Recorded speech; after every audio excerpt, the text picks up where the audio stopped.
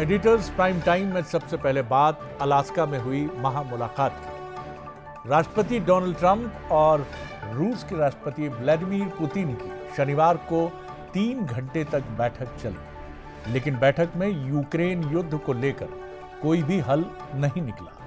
पूरी दुनिया को 2 बड़ी शक्तियों के मिलने पर उम्मीद थी कि कहीं ना कहीं शांति का कोई ना कोई रास्ता खुलेगा, लेकिन खुद को दुनिया का शांति दूत बताने वाले ट्रंप के हाथ फिर से खाली रह गए और रूसी राष्ट्रपति पुतिन जियोपॉलिटिक्स के हीरो बनकर उभरे। इस बातचीत से पहले यूक्रेन के प्रेसिडेंट ज़ेलेंस्की को भी डर था कि कहीं ट्रंप सीज़फायर को लेकर कोई शर्त रखकर नई मुसीबत न खड़ी कर दे। इस मुलाकात के अमेरिका, रूस, यूक्रेन और खासकर भारत के लिए क्या संकेत नजर आए, उस पर भी हम बात करेंगे।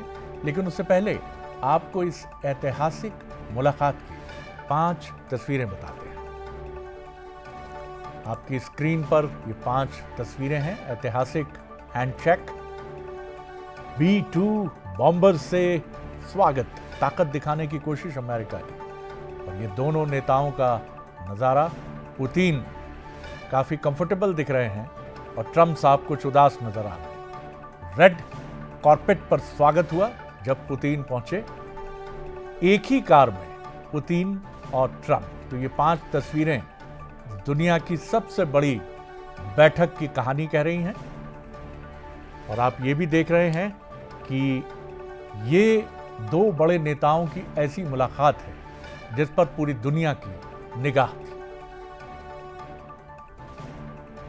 और ये देखने में प्रोटोकॉल जैसा भी लग रहा हो, लेकिन अंतर्राष्ट्रीय राजनीति में ताकत और डिप्लोमेसी के तौर पर इसके बड़े मायने हैं। अब ये साफ हो गया है कि यूरोपीय देश रूस को आइसोलेट यानी अलग थलग करने में नाकाम रहे। अब आपको बताते हैं कि ट्रंप पुतिन बैठक के बाद क्या इंडिकेशंस हैं, क्या संकेत मिल रहे हैं। दोनों नेताओं ने जो मीटिंग की उसके बहुत ही उनकी बॉडी लैंग्वेज और उनका मिलना काफी सकारात्मक रहा है।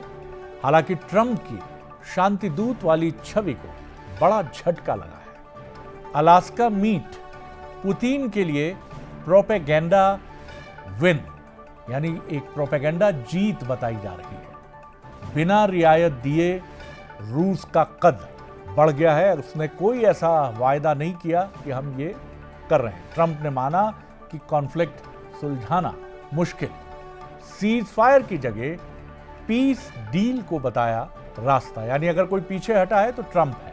ट्रंप ने कहा कि यूक्रेन तैयार हो सकता है तो हो सकती है डील, यानी बात रूस की नहीं यूक्रेन की। मीटिंग से भारत के लिए भी पॉजिटिव संकेत हैं। टैरिफ बढ़ाने की जगह कम किया जा सकता है। यूक्रेन के लिए नाकाम रही है ट्रंप पुतिन की बैठक।